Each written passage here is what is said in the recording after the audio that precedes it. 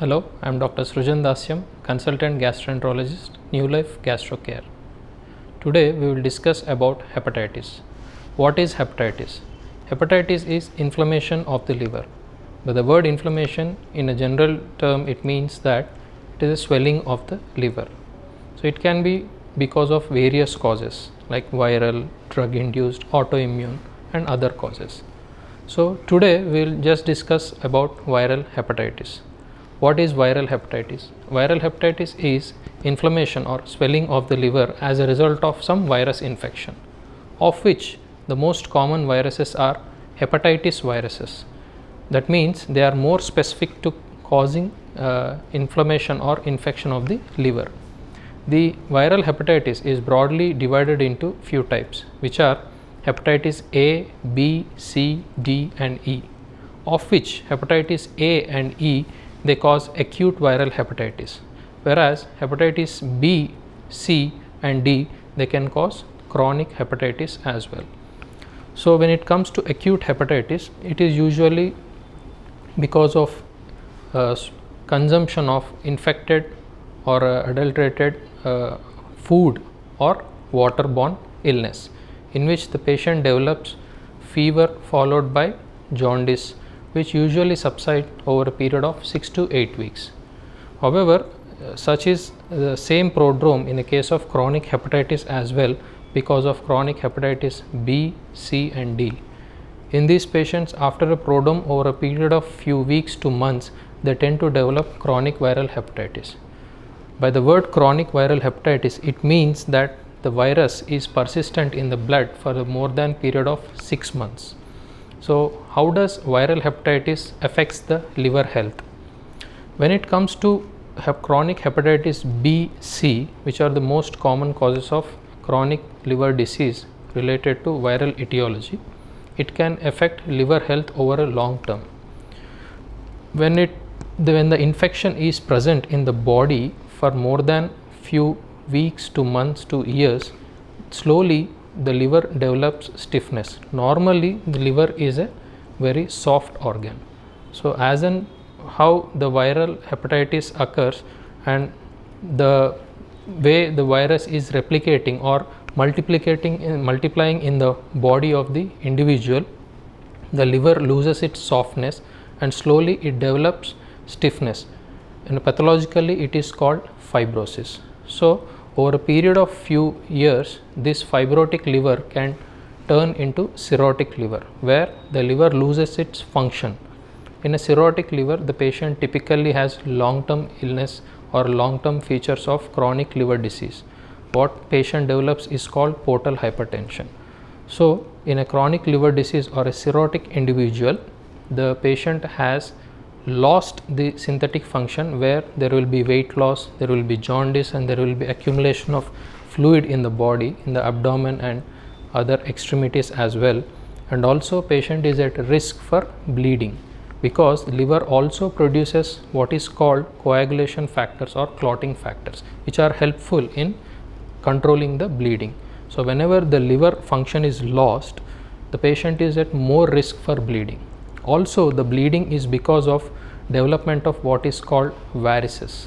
So in this way, chronic viral hepatitis can affect liver health, and over a long term period it can give rise to cirrhosis, and cirrhosis is a risk factor for future development for liver cancer as well. So now let us discuss how to treat this viral hepatitis. When it comes to treatment, when in a chronic viral hepatitis, hepatitis B and C, the treatment includes what is called antiviral agents. So these antiviral agents, they prevent the replication of the ongoing virus multiplication. So that means they stop the virus from replicating, thereby the more damage because of viral replication and the more liver damage and fibrosis, all this process they come to halt, and thereby there can be improvement in the liver function as well. Over the long term period, when the patient typically develops cirrhosis, the role of antivirals is only limited, but they are also helpful. When it comes to hepatitis B and C, Hepatitis B is a long term disease, and usually sometimes the treatment can be lifelong also, because the hepatitis B eradication from the body, that means when the patient has tested to be HBsAg positive and him turning out to be HBsAg negative, usually might not happen. But the importance of antivirals is that even though patient is HBsAg positive, the viral load can be put in check, and thereby the liver disease can also be controlled. Whereas coming to hepatitis C, the best part of hepatitis C is it is curable. So no matter what the viral load is, the antivirals, with the usage of novel antiviral drugs which are available now, the cure rate is almost 95 to 98%. So when it comes to diagnosis of this hepatitis, chronic viral hepatitis per se, we use what is called viral load, be it hepatitis B or hepatitis C. In addition to this viral load, we also check the liver health. So now comes the importance of fibroscan in the assessment of liver function.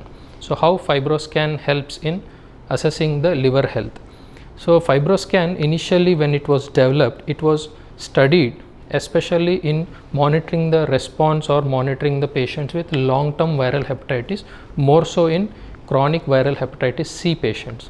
So fibroscan is a non-invasive test. It is radiation free, where it assesses the fat as well as fibrosis of the liver. Fibrosis is nothing but, in a general term, it is the stiffness of the liver. So a long term liver disease causes more stiffness, that means the fibrosis score is more. So fibroscan is such device which non-invasively, like an ultrasound machine, it measures this stiffness. So based on this, even though if viral load is not too high, if the fibrosis score is significant, we tend to put these patients on antiviral treatment. So what are the benefits of this antiviral treatment when it comes to viral hepatitis, more so chronic viral hepatitis?